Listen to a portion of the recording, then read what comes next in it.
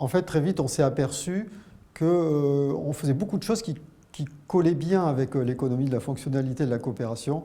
On travaillait notamment sur l'évolutivité, l'ouverture des produits, la durabilité. Toutes ces choses-là, elles étaient finalement intuitives. On les a mises en avant et surtout on a communiqué autour. Et on a redéployé nos stratégies pour dire bah, ça on le fait bien, c'est ça qu'il faut faire en priorité. Voilà. Donc la première étape, prise de conscience et communication interne et externe pour vraiment différencier, faire avancer le projet sur une autre voie.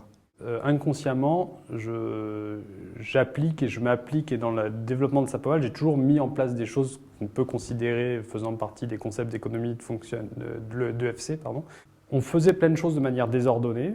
Depuis très longtemps, sur mes premiers business plans à la création de la structure, et maintenant 7 ans, je marquais déjà le fait de rémunérer à la valeur apportée, d'avoir des success fees.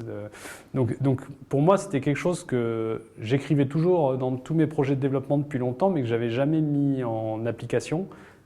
Et là, je me suis dit, nous, c'était aussi on repart sur une nouvelle période de développement 2020-2025.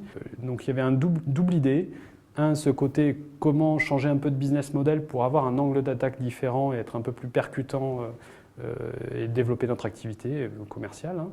Et puis derrière, comment qualifier, quantifier toute la valeur non monétisable qu'on apporte.